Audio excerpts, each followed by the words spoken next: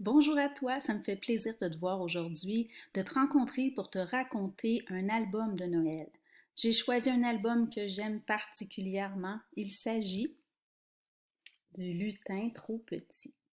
Cette histoire a été écrite par Brandy Dougherty et illustrée par Kristen Richard. Simplement avec le titre Le lutin trop petit, tu peux déjà prédire quel va être le problème de cette histoire. Alors effectivement, notre personnage, le lutin, est très très petit. Je te le présente, il s'agit d'Olivier, le petit lutin trop petit. Et comme tu peux voir, il est miniature.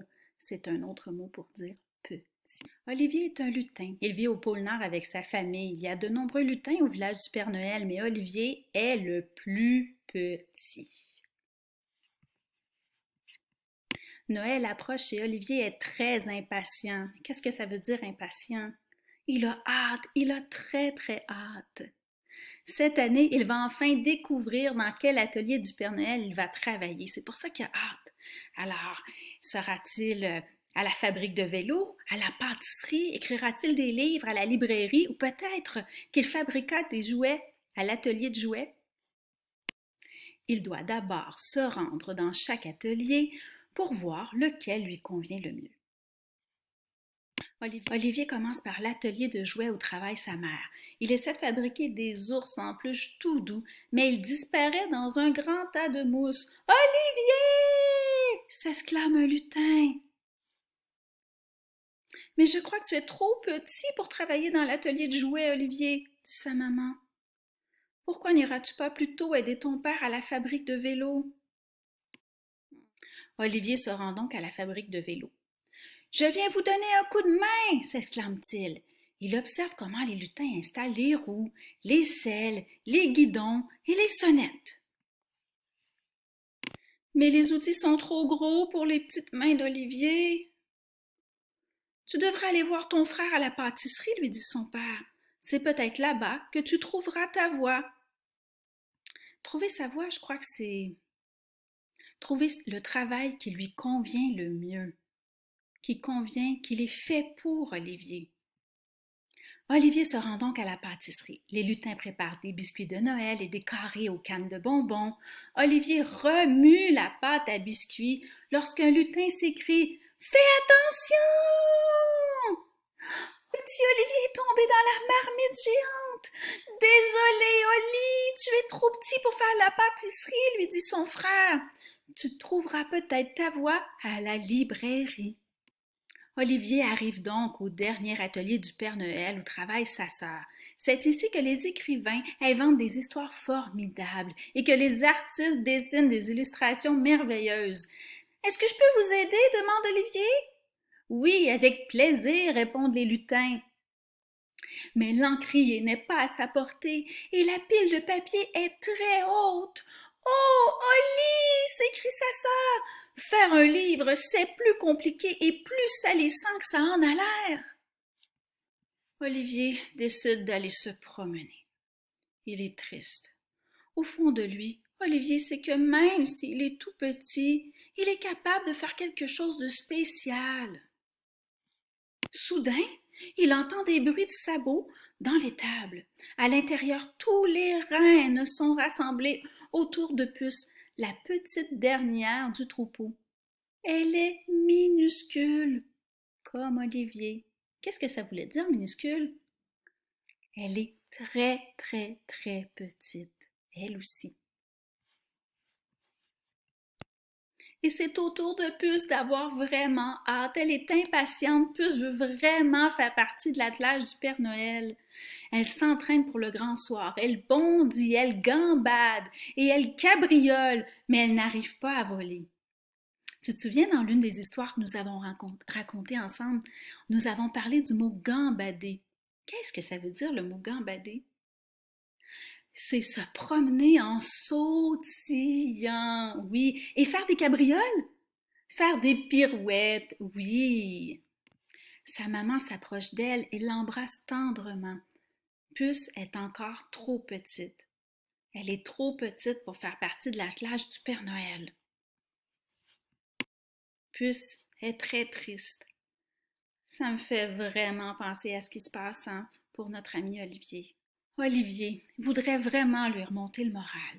Il fouille dans ses poches en espérant trouver un petit cadeau pour elle, mais il n'en sort que de petites babioles qui proviennent des différents ateliers du Père Noël. Soudain, il a une idée. Une idée géniale! D'après toi, quelle est l'idée d'Olivier? Essaie d'en faire la prédiction. Qu'est-ce qu'il pourrait vouloir faire? Il vient de trouver des petites babioles, des petits objets qui proviennent des différents ateliers du Père Noël. Olivier et Puce se servent de ces petits trésors pour fabriquer des bricoles, des cartes de vœux, des décorations amusantes pour tous les lutins qui travaillent au village. Le plus petit lutin et le plus petit reine chargent le cadeau dans un traîneau, puis ils s'en vont les distribuer dans tous les ateliers du Père Noël. Les lutins adorent les petites surprises qu'ils reçoivent. Ils observent Olivier et Puce qui font le bonheur de tous les lutins. Mais qu'est-ce que ça veut dire le mot remue-ménage? Alors, le mot remue-ménage, selon moi, dans cette histoire, ça pourrait vouloir dire qu'il y a énormément de bruit, il y a du tapage qui se fait, tout le monde bouge, alors le Père Noël se questionne. Une idée jaillit alors dans l'esprit du Père Noël. « Olivier! Puce! » leur dit-il. « Vous avez bon cœur et vous savez faire rayonner la magie de Noël! Que diriez-vous d'être mes assistants personnels cette année? » Wow! Olivier et Puce ont finalement trouvé leur voie et bien plus encore, une belle amitié est née. Tu sais, tout au long de cette histoire, l'expression « trouver sa voie » est revenue plusieurs fois. Qu'est-ce que ça veut dire? On en a parlé au tout début. Alors, ça voulait dire, trouver sa voie, c'est trouver quelque chose qui nous convient à nous. Alors, pour Olivier, qu'est-ce qui lui convient? C'est de fabriquer de petites surprises pour les gens. Et en plus, ça lui a permis de trouver une autre voie, c'est d'accompagner et de devenir l'assistant du Père Noël.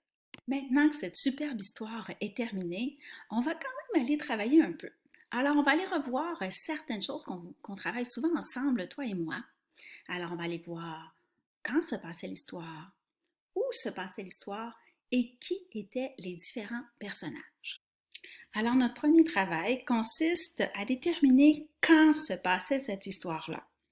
Alors, si je te demande quand, tu peux me répondre que ça se passait en hiver. Tu as raison.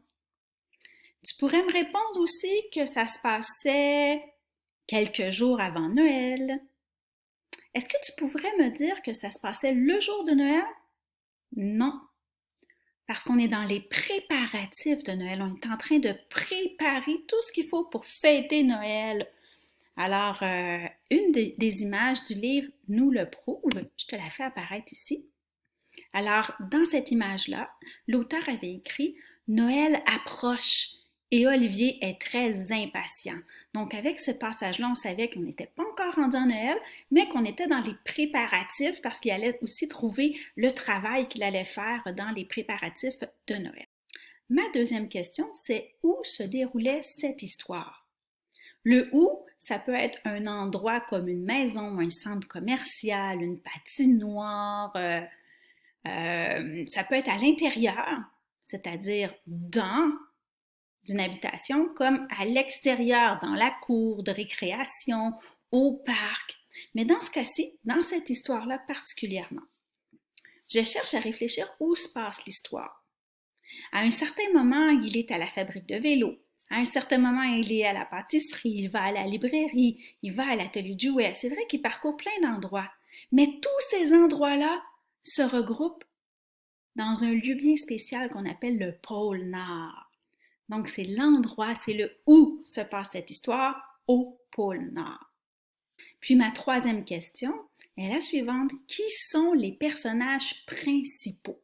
Les personnages principaux, ça veut dire les plus importants de l'histoire. À qui arrivent les problèmes et qui trouve ses solutions? Donc, ce sont les personnages principaux. Donc, avant de les trouver, on va essayer de réfléchir à tous les personnages qu'on rencontre. On rencontre effectivement le lutin trop petit Olivier.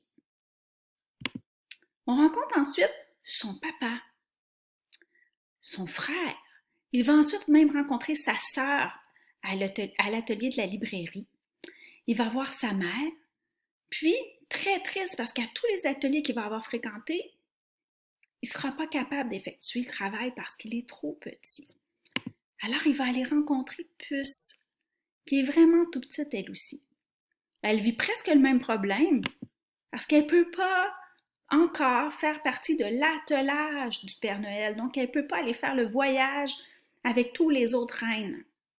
C'est ça que sa famille de reines lui raconte. Donc, il y a aussi la famille de Puce. Puis, il y a le Père Noël.